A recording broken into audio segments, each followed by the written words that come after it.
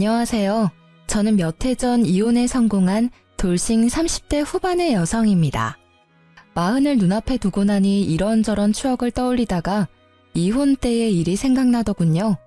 지금껏 모두 잊고 지냈는데, 아니, 덮어두고 지냈다는 게 맞을 거예요. 요즘 사연글을 읽다 보니 예전 일이 생각나서 제 이야기 한번 나눠볼까 해서 이렇게 글을 작성하게 됐어요. 저는 현재 간호사로 일하고 있고 예전에도 간호사로 일하고 있었어요. 남편은 지방에 있는 평범한 회사원이었고요. 무엇이든 평범한 저희들에게는 신기한 인연이 있었어요. 가끔 병원에서 일하는 젊은 간호사들은 환자분들한테 간혹 자기 아들이나 손주와 만나보지 않겠냐는 권유를 받게 돼요. 반은 떠보기 위한 말이니 보통은 거절하죠. 그런데 소개팅으로 남편과 만나 결혼을 하기로 하고 남편의 조부모님을 뵙는 순간 깜짝 놀랄 수밖에 없었어요. 병원 오실 때마다 우리 손주 만나보라고 하던 할머니셨거든요. 결혼 후 이 인연을 소중히 하자고 생각하고 5년을 잘 지냈어요. 사실 조모의 애정이 크다 보니 정작 시모와는 사이가 그리 가깝지는 않았어요. 그래도 제가 조부모의 사랑을 받는 걸 시댁에서는 싫어하지 않았죠. 서울 사람이 들으면 지명도 잘 모를 지방이긴 했지만 근방에서도 조부는 땅 부자, 알 부자로 주변 사람들에게는 알려져 있었거든요. 그래서인지 조부모와는 지금처럼 잘 지내길 바라는 눈치더라고요. 땅 상속에 유리할지도 모른다면서요. 그런 욕심이 나쁘다고 생각하진 않았어요. 솔직히 견물생심이라고 가까이 있으니 그런 마음이 생기는 거고 세상에 욕심 없는 사람이 어디 있겠어요? 주는 거면 감사히 받고 안 주더라도 원래 제 것이 아니니 원망할 일도 없는 거죠. 그렇게 저는 결혼 1년 만에 아들도 낳고 잘 지냈어요. 그런데 그 속담 아시나요? 미꾸라지 한 마리가 온 웅덩이를 흐린다는 속담. 그 미꾸라지 한 마리가 등장하고서 저와 시댁의 평화는 말 그대로 와장창 부서졌어요. 바로 결혼했던 남편의 누나 신우가 이혼 후 돌아오면서 모든 일이 시작됐어요. 저와 시댁 사이를 갈라놓는 유일한 미꾸라지가 바로 이 신우였거든요. 시모는 결혼 전 제가 간호사라는 걸 탐탁치 않아 했어요. 보통은 집에 의료계통 일하는 사람이 있으면 좋아하는데 유독 시모가 마음에 들어하지 않는 눈치라 왜 그런지 이유를 알아봤거든요. 그랬더니 시모 뒤에서 시모에게 이상한 이야기를 흘려놓는 사람이 있더라고요. 그 사람은 바로 신우였어요. 신우는 매번 올케가 바빠서 동생이 밥도 제대로 못 먹고 다닌다. 동생이 얼마나 시달렸으면 초췌하게 살이 쏙 빠졌다더라. 간호사들 원래 일 많이 해서 내조도 안 한다더라 등등 말도 안 되는 이야기를 시모에게 이야기하고 있더라고요. 그리고 결과는 시모의 잔소리로 이어졌죠. 저는 그러려니 했어요. 그냥 제가 더 잘하면 될 거라는 아니란 생각을 했던 것 같아요. 하루는 우리 애가 2살쯤 되었을 때 시모가 저와 남편을 시댁으로 부르더라고요. 그리고는 청천벽력 같은 소리를 하더라고요. 예, 오늘부터 네 누나 너희 집에서 살 거야. 그렇게 알고 준비해. 뜬금없는 통보였어요. 한 번도 이 일에 대해 이야기가 된 적이 없었거든요. 저는 당황해서 시모에게 말했어요. 어머님, 갑자기 무슨 말씀이세요? 형님이 저희 집에서 산다니. 그 말 그대로야. 너희들 집이 번화가에서도 가깝고 평수도 괜찮지 않니? 그렇기는 한데 너무 갑작스러운 이야기라서 저희도 방 하나 당장 비워야 하는데 이렇게 갑자기 이야기하시면 애가 아직 어려서 형님도 적응하기 힘드실 거고. 그래서 너는 싫다는 거니? 가족인데 그 정도도 못 해주겠다는 거야? 좋아, 며느리 네 생각은 잘 알겠다.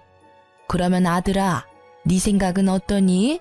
너도 누나 집에 들이기 싫어? 결국 시모가 남편에게 물었고 남편은 손사래를 치며 답하더라고요.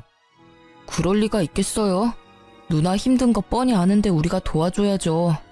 이 사람도 지금 육아 때문에 힘들어서 그런 것 같은데 걱정하지 마세요. 제가 육아랑 집안일 좀 더 도와주면 되죠. 말만 번지르르하게 한 남편 때문에 저는 지끈지끈 머리가 아파졌어요. 저렇게 말해놓고 한 번도 도와준 적도 없었거든요. 보지 않아도 알 수 있을 만큼 말만 뻔뻔하게 잘하는 남편 때문에 저는 속으로 한숨을 계속 쉬고 있었어요. 그래, 역시 가족은 가족이야. 며느리가 가족이 되려면 앞으로 시간이 오래 걸리겠구나. 그렇게 저를 단정 지으며 싸늘한 시선을 보내는 시모의 모습보다 뒤에서 심드렁한 표정을 짓고 있는 신우의 모습이 더 눈에 걸렸어요.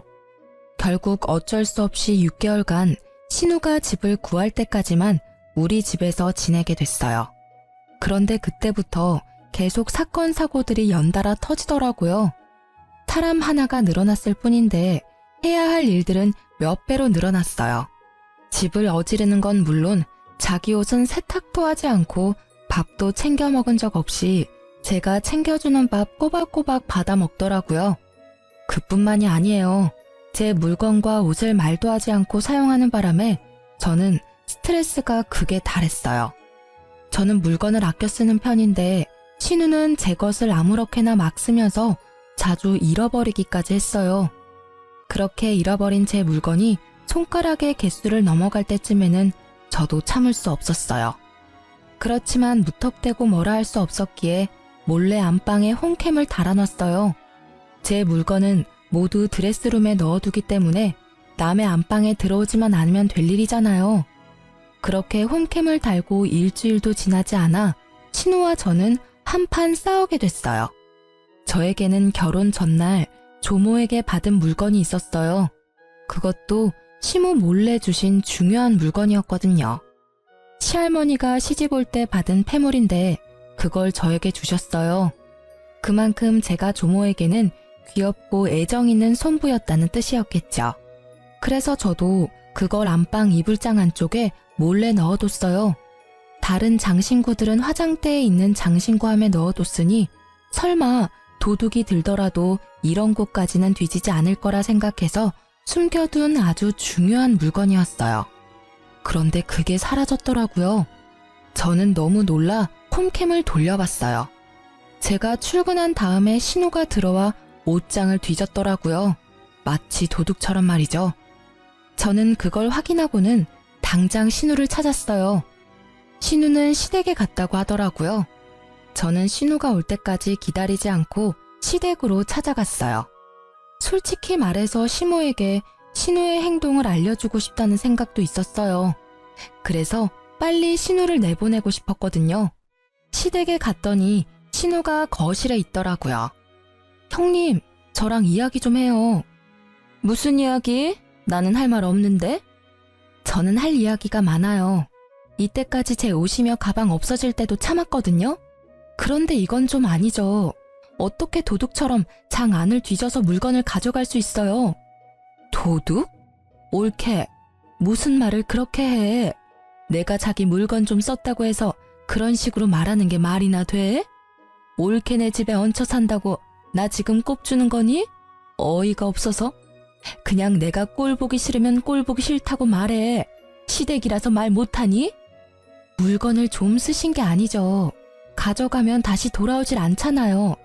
게다가 이번에 가져가신 물건은 명백하게 장을 뒤져서 가져가신 거예요. 아니, 어떻게 집주인이 감춰둔 물건을 뒤져서 가져가실 수가 있어요? 결국 제 입에서 큰 소리가 터져나오고 안쪽에서 난리가 났더라고요. 방에서 나오는 시모의 얼굴 뒤로 조모의 얼굴도 보였어요. 저는 아차 싶었어요. 이런 모습을 보여드리고 싶지 않았으니까요. 게다가 조모에게 받은 걸 잃어버렸으니 제 표정을 본 건지 신우의 얼굴이 당당해지더니 그 피해자처럼 굴더라고요. 엄마, 올케가 나 도둑으로 몰았어. 아니, 같이 사니까 옷이 섞이거나 물건이 섞이는 건 어쩔 수 없는 거 아니야? 그걸 보고 이렇게 시댁까지 와서 큰 소리치고 올케는 도대체 뭐 하는 사람이야? 올케야말로 무고한 사람을 범죄자로 몰잖아. 내가 그렇게 싫었어? 나도 그렇게 오랫동안 올케네 집에 있을 생각 없었어. 상황이 안 돼서 좀 길게 있는 것 뿐인데 왜 매번 이렇게 나를 도둑 취급하는 건데? 증거도 없이 날 의심하고. 아무리 봐도 올케는 날 그냥 싫어하는 것 뿐이잖아. 도대체 뭘 잃어버렸길래 나한테 와서 이러는 거야? 뭘 잃어버렸냐는 말에 할 말이 많았던 제 입이 꾹 닫혔어요. 그리고 저도 모르게 시할머니 눈치를 보게 되더라고요. 시모 모르게 준 물건이라 그 이야기를 꺼내는 게 너무 조심스러웠거든요. 거 봐. 뭘 잃어버렸는지도 모르면서 나를 도둑 취급하고. 그래, 너 뭘 잃어버렸길래 이 난리야. 별거 아닌 거 잃어버린 거면 그냥 네가 참고 넘어가. 네 신우가 일부러 그랬겠어? 그건 금으로 된 십자가 목걸이하고 귀걸이에요. 요즘 건 아니고 좀 오래된 장식이긴 한데 그건 정말 소중한 거라서. 아니, 넌 꼴랑 목걸이 하나 때문에 이 난리를 피운 거야? 차라리 내가 돈으로 주마. 그 정도로 이 소란을 떠는 거야? 시모는 별거 아니란 식으로 이야기했고 그 말을 들은 신우는 느긋하게 고개를 끄덕이더라고요. 그게 중요한 게 아니죠, 어머님. 전 그걸 장롱 안쪽에 깊숙하게 숨겨놨어요. 그런데 그걸 형님께서 가져간 거예요. 그건 장 안쪽을 뒤지지 않으면 못할 행동이라고요. 아니, 보자 하니까 내가 그랬다는 증거 있어? 증거도 없으면서 사람 범인 취급하면 안 되지. 저는 결국 폰을 열어 홈캠에 저장된 영상을 보여줬어요. 신우와 시모, 조모가 그 동영상을 보았죠. 그걸 보고도 신우는 큰 소리 치더라고요. 그래, 가져갔어. 그치만 그딴 싸구려 비싼 것도 아니잖아. 같이 살면 빌려줄 수도 있는 거고. 솔직히 뒤져서 가져갔든 우연찮게 가져갔든 가족인데 이렇게 의심해서 홈캠까지 설치하고. 진짜 치졸하다. 어떻게 이렇게 사람을 함정에 빠지게 만들어? 그래, 너도 좀 너무했다. 물건이 없어지는 게 아무리 싫어도 이런 식으로 사람을 시험하듯이 카메라를 설치하고 그러면 안 되지. 그리고 그런 거 설치했으면 말을 해줬어야 되는 거 아니야? 네가 그걸 설치했다고 했다면 얘도 더 이상 그런 행동은 안 했겠지. 저는 시모의 말에 더 어이가 없었어요. 그게 무슨 말씀이세요? 제가 카메라를 설치하든 말든 카메라에 대해 말하든 말든 그런 행동은 전혀 해서는 안 되는 나쁜 일이죠. 다른 사람의 물건에 손을 대면 안 된다는 거는 기본적인 거라고요. 저만 이 상황이 이상한 거예요? 정말 이상했어요. 시모도 신우도 그걸 전혀 이상하다고 생각하지 않는다는 것이요. 그렇지만 그곳에는 조모도 같이 계셨잖아요. 결국 조용하게 듣고만 있던 시할머니가 신우에게 말했어요. 너 저 물건 정말로 가져갔니? 잠깐만 빌릴 생각이었어요. 솔직히 그렇게 예쁘고 귀한 것도 아니고 왜 장 안에 숨겨놨는지 이상할 정도로 옛날 물건이었다고요. 저도 눈이 있는데 그딴 걸 하고 싶었겠어요? 그럼 대체 왜 가져간 거예요? 디자인도 옛날 거고 예쁘지도 비싸지도 않은데 그냥 놔두셨으면 될 일이고 애초에 뒤지지만 않았어도 그냥 올케가 애지중지하는 거라 궁금했던 것뿐이야. 그럼 지금 당장이라도 돌려줘요. 그딴 거 어디 있는지 내가 알게 뭐야? 그게 뭔데 나한테 이러는 건데? 그거 내가 손부 결혼식 전날에 너희들 몰래 준 폐물이다. 내가 물려받아서 가지고 있던 거 그거 줬어. 그러니까 지금 당장 내놓는 게 좋을 거야. 네 눈에는 싸구려처럼 보여도 나는 그걸 내 시어머니한테 물려받았으니까. 시할머니의 말에 신우는 물론 시모의 얼굴까지 하얗게 질렸어요. 저는 잃어버린 것도 죄라는 마음으로 고개를 숙였어요. 그런데 조모의 말에 신우의 변명이 더 웃겼어요. 할머니, 제가 그냥 판 거 아니에요. 올케가 나한테 돈을 안 줘서 그런 거라고요. 집에 돈이 있는데 나한테 한 푼도 안 주니까. 너 지금 그걸 말이라고 하는 거니? 애미야, 너는 도대체 딸 자식 교육을 어떻게 시킨 거야? 올케 돈이 네 돈이니? 거기다 돈 맡겨놨어? 지금 그 집에 식충이처럼 들어가 살면서 숙박비 한 푼도 안 주는 네가 돈을 왜 요구해? 조모의 호통에 시모의 어깨가 더 쪼그라들었죠. 그러나 시모의 얼굴은 좋지 않았어요. 혼나서라기보다는 며느리 앞에서 조모에게 혼나는 게 자존심 상한 것처럼 보였거든요. 긴 말할 것도 없고 그 물건 당장 찾아와. 어디다 팔았는지는 모르겠지만 그거 안 가져오면 우리 재산은 너희 집에 한 푼도 안 줄 거야. 결국 상속이라는 히든 카드를 꺼내들자 시모의 얼굴이 더 급해졌어요. 얘, 너 어디다 팔았는지 빨리 말해. 이러다가 진짜 네 아빠한테 혼날지도 몰라. 어서. 아이씨, 왜 나만 갖고 그래? 내가 뭘 그렇게 잘못했다고. 그렇게 따지면 우리한테 아무 말 안 하고 올케한테만 그 귀한 걸 물려준 할머니한테도 잘못 있는 거 아니냐고. 얘가 정말 못하는 소리가 없어 할머님한테. 그래, 말 잘했다. 네가 이러는 걸 내가 모를 줄 알았냐? 그래서 그 귀한 걸 너희한테 안 물려준 거다. 그리고 너 당장 그 집에서 나와. 애미 너는 책임지고 네 딸 집에 붙들어 놔. 결국 신우는 조모의 말 한마디로 저희 집에서 나가서 시댁에 들어가게 됐어요. 그러나 신우와 시모는 제가 조모의 사랑을 더 많이 받는다는 것과 저 때문에 그들이 조모에게 찍혔다는 말도 안 되는 이유로 저를 더 경계하더라고요. 게다가 이 사실을 알게 된 남편은 그 와중에 저를 탓하더군요. 조용히 넘어갈 수 없었냐고요. 그렇게 한 소리 들었지만 저는 몸과 마음이 너무 홀가분했어요. 신우가 집에 없다는 이유만으로 저는 마음의 위안을 얻었어요. 그리고 그렇게 신우가 나가고 평화를 되찾은 줄 알았던 제게 다시 한번 큰일이 닥쳤어요. 이번에는 시댁이 아니라 친정이었죠. 아버지가 지병으로 수술을 받아야 하셨거든요. 어려운 수술에 아버지는 보험도 크게 들어놓지 않아서 수술비가 꽤 모자라겠더라고요. 결국 돈이 부족해서 남편에게 부탁했어요. 여보, 혹시 모아놓은 돈 좀 있어? 내가 모은 돈으로는 아빠 수술비에 많이 모자라서. 뭐? 난 모아놓은 돈 없는데? 딱 이 말이 끝이었어요. 많이 나쁘시냐, 어떤 수술이냐 물어보지도 않더라고요. 그러지 말고 여기저기 한번 알아봐줘. 나중에 내가 다 갚아줄게. 한 번만 좀 도와줘봐. 아니, 도와줄 방법이 없는데 어떻게 도와줘? 나도 지금 먹고 죽을 애도 없는데 어디다가 빌려? 엄마는 이미 너한테 빈정 상한 지 오래라 안 빌려줄 것 같고. 그러면 당신만 괜찮으면 엄마를 우리 집에서 모실 수 있을까? 엄마네 집을 팔고 그 돈으로 수술비하고 남은 걸로 전세 얻으면 될 것 같거든. 그때까지만이라도 우리 집에서 엄마 모시면. 뭐? 장모님을 어떻게 모셔? 난 내 집에 다른 사람 있는 거 불편해서 안 돼. 게다가 장모님이라니. 넌 내 생각은 안 해? 아무리 봐도 나는 불편한 관계일 수밖에 없잖아. 기분이 너무 나쁘더라고요. 신우가 우리 집에 왔을 때는 가족이니 어쩌니 하며 환영하더니 장모 모시자니 안 된다며 질색팔색하는 모습을 보니 정이 뚝 떨어지더라고요. 그렇지만 이해하려 노력했어요. 제가 시댁을 어려워하는 것만큼 남편에게는 처가가 어려울 거라고 생각하기로 했어요. 내가 싫어하는 짓을 남편한테 시키는 건 좀 아니라고 생각했거든요. 그래서 골똘히 생각하다가 10년이나 다니던 직장을 퇴사하기로 했어요.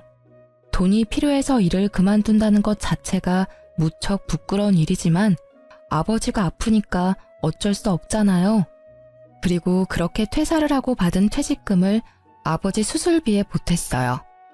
그렇지만 결국 아버지는 돌아가시고 말았어요.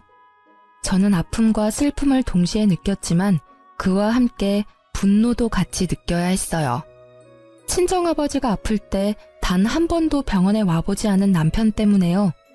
매번 내가 같이 가자고 해도 불편하다는 말로 거부하던 남편이었어요. 그때는 이해했지만 아버지가 돌아가시고 나니 화가 확 치밀어 오르더라고요. 그렇지만 참았어요. 아버지 상중이었잖아요. 그렇게 돌아가신 아버지의 입원비도 제 퇴직금으로 지급하고 나니 남는 돈은 그다지 없더라고요. 그렇지만 아버지가 사망보험금은 많이 들어뒀더라고요. 어머니가 그걸로 제가 쓴 퇴직금만큼의 비용을 돌려줬어요. 그리고 나머지 보험금의 절반을 뚝 떼서 저에게 더 얹어줬죠. 힘들 때 믿을 건 딸뿐이라고 이야기하면서요. 그 사망보험금을 받으면서도 얼마나 마음이 아프던지. 이걸 쓰는 일은 없을 거라는 생각으로 집으로 돌아오고 며칠이 지나서 남편이 저를 붙잡고 할 이야기가 있다고 하더라고요. 저기, 당신한테 상의할 일이 있는데 우리 집을 좀 팔아야 할 것 같은데. 뭐? 갑자기 그게 무슨 소리야? 집을 팔자니. 당신 나 몰래 대출받았어? 아니면 도박? 아님 사고라도 쳤어? 아니야. 날 뭘로 보고 그런 소리를 해? 그건 아니고 내가 돈이 좀 필요한데 지금 당장 돈이 없으니까 집을 팔자는 거지. 그 돈은 반으로 나눠 갖고. 아니 그러니까 이유가 뭔데? 돈을 어디에 쓸지 알아야 팔지 말지 답을 할 거 아니야. 그만큼 중요한 일이면 내가 알아야 되지 않겠어? 사실은 누나가 본가에서 나오고 싶어 하는데 돈이 없잖아. 그래서 나더러 좀 빌려달래. 물론 공짜로 빌려주는 건 아니고 이자 빵빵하게 쳐서 돌려준다는데 솔직히 나쁘지는 않잖아. 우리야 집 팔고 합가하면 돈 나갈 것 없고 나중에 그 돈 다 이자 붙어서 돌아오면 그게 투자지. 저는 남편의 말에 화가 머리끝까지 났어요. 본가에서 나오고 싶다는 신우의 말에 여기까지 휘둘리는 남편의 모습을 보고 어이가 없었어요. 미쳤어? 형님이 독립을 하고 싶으면 형님이 돈을 벌어서 나가면 될 일이지. 왜 네가 돈을 줘? 그리고 이자를 빵빵하게 쳐서 돌려줘? 그 말을 믿어? 당신 아직도 몰라, 당신 누님을? 우리 돈 가져가면 안 갚을 게 뻔하잖아. 형님 마인드 기억 안 나? 내 물건도 자기 물건이라고 생각하는 사람이야. 게다가 장 안에 있던 물건까지 뒤져서 팔았던 사람이라고. 돈 되는 일이면 도덕이고 뭐고 아무것도 없는 사람. 당신 돈이라고 다르겠어? 이대로 집 팔면 우리한테는 아무것도 안 남는 거야. 게다가 합가라니. 당신 저번에 우리 엄마랑 잠시 살자고 했을 때 싫다며. 나도 싫어. 시어머니 모시고 사는 거 싫다고. 나한테는 가족이잖아. 그리고 누나도 그런 마음으로 당신한테 그런 거 아니라고. 뭐 합가가 싫으면 장인어른 사망보험금 받은 거 나눠주면 우리 집 안 팔아도 되긴 해. 그럼 합가 안 해도 되고. 말 조심해. 제정신이야? 네가 설마 제정신으로 장인어른 사망보험금 이야기 꺼낸 건 아니지? 아버지 아플 때 와보지도 않았던 게 너야. 세상 모든 사람이 그 돈에 대해 이야기할 수 있지만 너는 안 되지. 네가 우리 아빠 보험금 이야기 꺼낸 것부터가 잘못된 거라고. 내가 일부러 안 간 건 아니잖아. 나도 미안하게 생각하고 그래. 그치만 이미 지난 이야기고 이미 돌아가셨으니까 하는 말이지. 그렇다 해도 그 돈은 네 돈이 아니라 내 돈이거든? 그걸 네 마음대로 뭘 하자마자 할 게 아니라고. 화를 내다 보니 갑자기 그런 생각이 들었어요. 남편은 꽤나 단순한 사람이거든요. 아버지의 사망보험금 이야기를 이렇게 꺼낼 리가 없어요. 만약 이걸 원했으면 처음부터 그 보험금 이야기부터 했겠죠. 대화의 처음은 보험금이 아니라 신우의 독립자금이었으니까 그때 생각이 났어요. 합가는 밑밥으로 뿌리고 원래 원했던 게 보험금이라면 이걸 계획한 사람은 신우일 것이라는 확신이 생겼어요. 설마 형님이 당신한테 시켰어? 우리 아버지 사망보험금 가져오라고? 아니야. 우리 누나가 왜 그런 소리를 해? 넌 진짜 가족애를 몰라. 사람이 덜 됐다고. 누나를 왜 그런 식으로 몰아가는 건데? 그리고 장인 어른은 돌아가셨지만 누나는 살아있잖아. 남편의 그 마지막 말에 있던 미운 정도 뚝 떨어진 저는 시댁에 가서 단판을 짓기로 했어요. 그런데 그곳에도 제 편은 없더라고요. 형님이 이 사람한테 저희 아버지 사망보험금 가지고 오라고 시켰어요? 그게 무슨 말이야. 생사람 잡지 마. 나 그런 소리 한 적 없어. 올케도 진짜 너무하네. 아니 시부모님 모시기 싫으면 싫다고 하면 될 일이지. 왜 여기까지 와서 나한테 딴지 거는 건데? 그걸 몰라서 물으세요. 솔직하게 말해서 이 사람 우리 아버지 사망보험금 있다는 거 알았어도 그다지 신경 안 쓰고 있었거든요. 그런데 그걸 누나 집 사는데 사용하자고 하니까 이상하잖아요. 이때까지 신경도 안 쓰던 돈을 갑자기 지금 이야기할 이유가 없으니까요. 예, 너 아무리 신우가 편해도 이렇게 갑자기 와서 이러는 건 예의가 아니라는 생각 안 하니? 무슨 애가 예의도 모르고 갑자기 찾아와서 이런 짓을 해? 그리고 합가 이야기 나도 들었지만 네가 이런 식이라면 내가 더 싫다 얘. 사람을 무슨 보험금 노리는 나쁜 사람들로 몰아? 그냥 시부모 모시기 싫으면 싫다고 말을 하면 되지. 이런 식으로 구는 건 너무하다는 생각 안 하니? 이 일을 일으킨 신우에 대한 잘못을 이야기하는 사람은 아무도 없고 이곳까지 와서 신우에게 따진 저를 시부모 모시기 싫은 며느리로 몰아가더라고요. 결국 저는 참을 수가 없었어요. 알았어요. 저도 이런 일로 이렇게 부딪히는 거 더 이상 피곤해서 안 하려고요. 당신, 우리 이혼해. 나는 합가 못하고 아버지 보험금도 못 줘. 그러니까 이혼하고 재산 분할해. 그리고 나서 그 돈으로 당신이 형님한테 돈을 주던지 말던지 알아서 해. 당신도 알겠지만 이 이혼의 원인은 당신한테 있으니까 나는 절대로 애는 안 뺏길 거야. 제 말에 남편이 먼저 반응했어요. 뭐? 이혼하자고 하면 내가 무서워할 줄 알았어? 해! 내가 왜 못해? 어차피 이혼하면 나보다 당신이 더 힘든 거 알지? 한 입으로 두 말하지 말라고. 나중에 나한테 돈이 없으니 빌려달라니 뭐 그딴 말은 하지 말라고. 애는 안중에도 없고 그저 돈. 이 사람이 내가 결혼한 그 남자가 맞나 싶더라고요. 그래, 둘이 헤어지면 되겠네. 여자가 이혼하고 나면 얼마나 웃긴 꼴을 당하는지 모르지? 다른 사람들한테 욕 얻어먹는 건 너야. 시어른 모시기 싫어서 이혼한다는 며느리. 잘 됐지. 알아서 나가준다니. 시어른 모시고 못 모시고가 중요한 게 아니거든요. 장인 사망보험금을 자기 누나 집 사는데 보태겠다는 남편과 시댁이 어이없어서 이혼하는 거예요. 어떻게 남의 아버지 사망보험금을 넘봐요? 여기 있는 사람들 중에 우리 아버지 아플 때 병문안 온 사람이 한 사람이라도 있긴 해요. 진짜 뻔뻔하고 부끄러움을 모르는 사람들이 누군데? 저는 빽 고함을 질러주고는 뒤도 보지 않고 집에 와서 아이와 제 짐을 싸서 집을 나갔어요. 이혼할 때까지 얼굴도 마주하고 싶지 않았거든요. 물론 이혼 서류도 바로 작성해서 보내기로 결정했죠. 그렇게 나오니 화는 여전했지만 그래도 조금은 속이 편했어요. 그 인간들 얼굴 안 봐도 되니까요. 이혼 과정도 순탄치만은 않았어요. 소송 중에 남편은 저를 가족에 충실하지 않은 아내로 몰아가더라고요. 그래서 저는 신우와 남편, 시모의 괴롭힘을 이혼 사유로 밀고 나가기로 했어요. 이때만 해도 남편의 조부모님은 우리의 이혼 소송을 알지 못하는 상황이었어요. 안 봐도 눈에 훤했죠. 제가 조모에게 관심받는 걸 아는 시모가 어떻게든 그걸 숨긴 거겠죠. 아마 결과가 자기들한테 좋게 나오면 이야기하려 했을 거예요. 그렇지만 그렇게 되기 전에 조부모님과 저는 우연한 기회로 다시 만나게 됐어요. 바로 저의 새로운 직장에서요. 제가 퇴직하고 직장 자리를 알아보던 중에 요양병원을 소개받아 일자리를 옮기게 됐거든요. 그런데 그곳에 조모와 조부가 찾아오셨더라고요. 물론 제가 있어서 온 건 아니어서 저를 보시고는 깜짝 놀라셨죠. 보니까 다른 보호자를 데리고 오지 않은 것 같더라고요. 그날 조모는 초기 치매를 진단받았어요. 조부는 제가 이 병원에 있는 걸 보더니 조모를 이곳에서 케어하길 바라더라고요. 아무래도 최근 노환으로 거동도 많이 불편해지는 바람에 집에서 돌보실 수 없는 상황이 된 것 같았어요. 그래서 저는 여기 모시면 제가 최대한 손 닿는 데까지는 잘 보살펴 드리겠다고 했죠.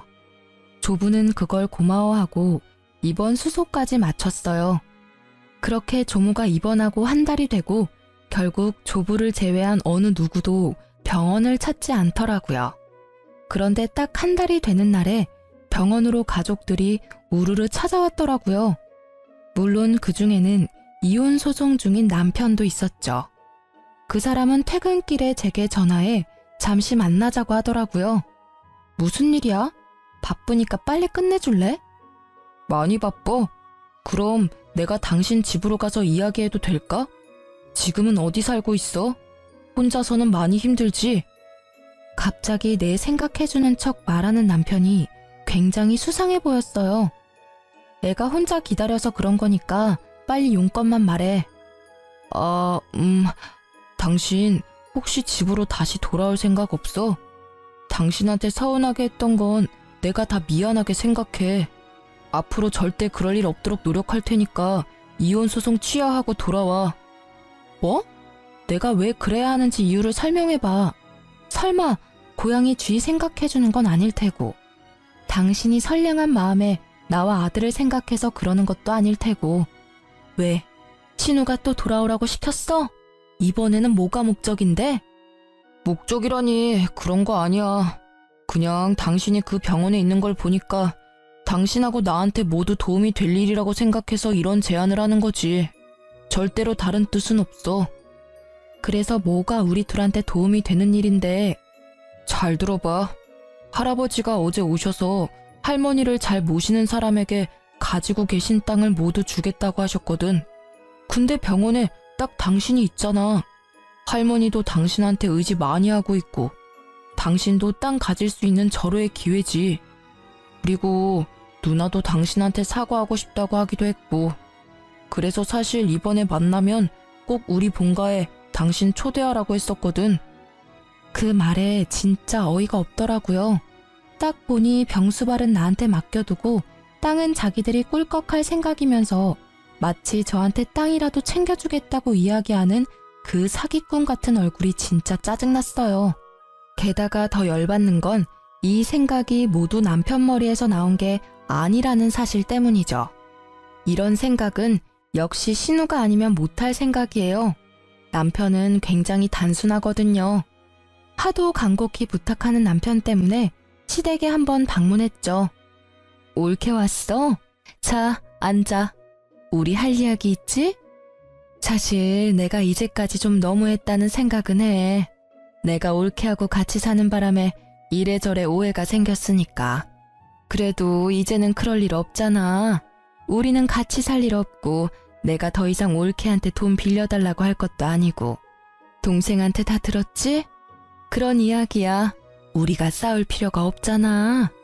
올케가 할머니만 잘 모시면 우리 모두 좋은 일인데. 안 그래? 이 말을 듣는 저는 신우의 뻔뻔함에 기가 찼어요. 딱 봐도 제게 사과를 하겠다는 의도보다는 그저 조부의 땅을 위해 우리 사이에 오해가 있다는 얄팍한 말로 자기 합리화를 시키고 있더라고요. 그 의도가 너무 뻔해서 저는 코웃음을 치며 말했어요. 그래서 지금 저한테 할머님 모시고 땅 받아오라 이 말씀이세요? 그 땅 때문에 이제 와서 저한테 사과 아닌 사과 하시는 거고요. 형님의 그 말이 사과가 맞긴 해요?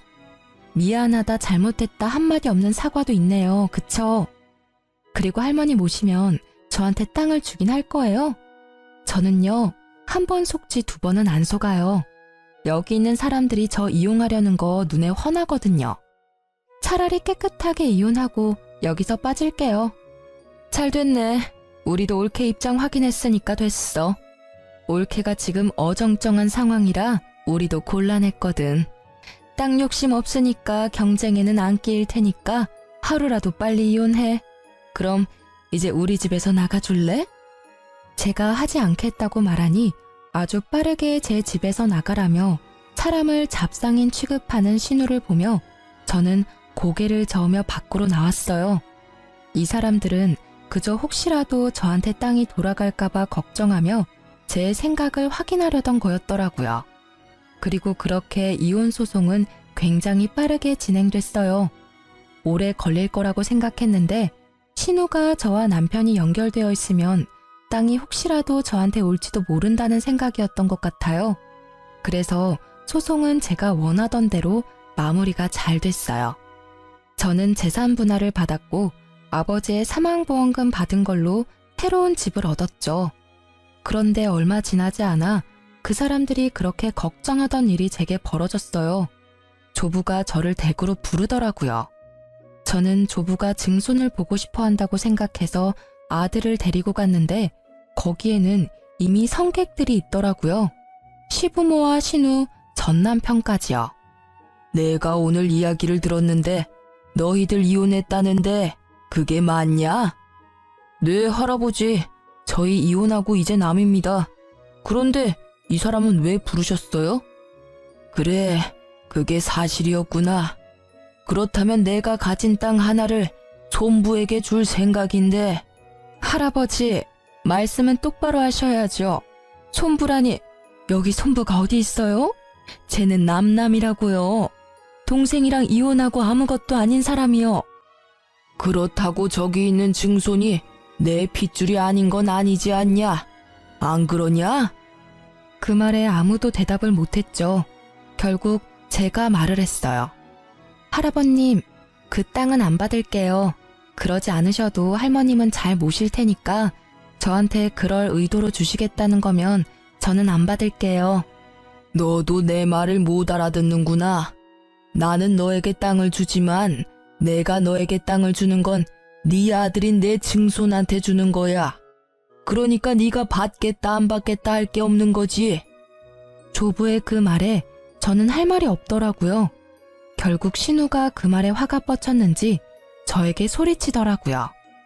이 여우 같은 게 할아버지를 어떻게 꼬신 거야? 너 일부러 그 요양병원 간 거지? 그래서 할아버지 할머니 오기 기다린 거지? 다 계획적인 거 아니야? 설마 이런 걸 예상하고 친권 받아간 거니? 저는 이 상황이 그냥 웃겼어요. 조부가 주겠다는 땅은 아주 작은 평수의 노른자 땅도 아니었어요. 당시에는 시가도 얼마 나가지 않는 땅인데 그걸 빼앗겠다며 마치 제가 술을 쓴 것처럼 말하더라고요. 결국 조부의 입에서 호통이 터져 나왔죠. 조용히 못해? 이 집구석을 이렇게 엉망으로 만든 게 누군지 내가 몰라서 잠자코 있는 줄 알아? 어디서 네 할머니 열심히 보살피는 손부한테 그런 막말을 짓거리는 거야? 네 할머니 입원하고 병원 찾아간 사람이 여기 누가 있냐? 병원 한 번을 안 온 것들이 땅 이야기에 벌떼같이 달려드는 걸 보니 속이 타. 할아버지, 오해하고 있으신 거예요. 저희도 찾아갔는데 할아버지가 모르시는... 거짓말 좀 작작해라. 내가 바본 줄 알아? 너희 할머니가 치매라서 완전히 간 줄 알지? 아직 초기라서 멀쩡할 때가 더 많아. 너희들 하는 걸 보니 나 아플 때 병원 들어가면 너희들이 어떻게 할지 눈에 뻔히 보여. 내가 손부에게 땅을 준 건 너희들에게 보내는 경고야.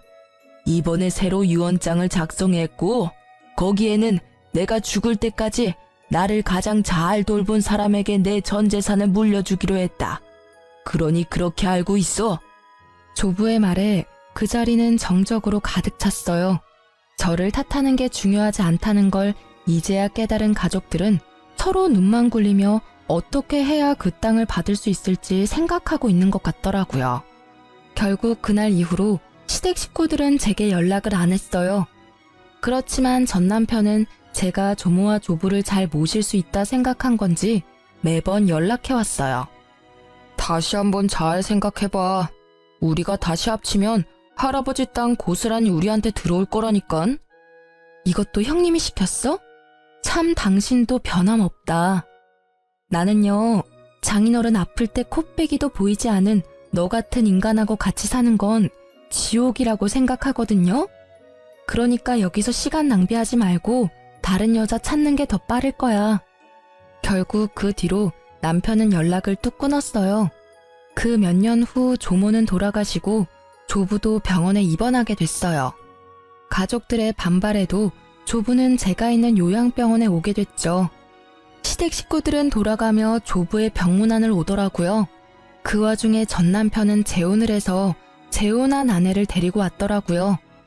알고 보니 요양보호사 자격증이 있더라고요. 그 여자가 아침부터 저녁까지 조부를 케어하더라고요.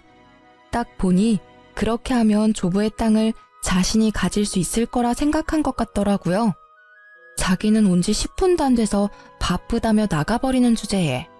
그리고 한 달 뒤 전 남편이 조부를 보러 왔을 때 조부가 말하더라고요. 너는 네 아내만 보내면 네가 땅을 받을 수 있을 거라 생각한 모양인데 만약 계속 이렇게 손부만 보낼 시에 그 땅은 네 손부 명의로 줄 거다. 너한테는 한 푼도 안 줄 거야.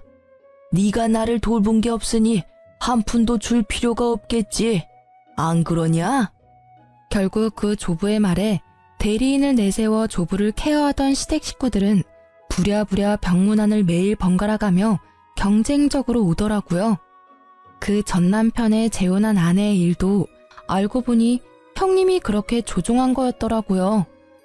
그 뒤로 조부는 요양원으로 들어가게 됐고 꽤 한참 뒤에 조부의 소식을 들었어요.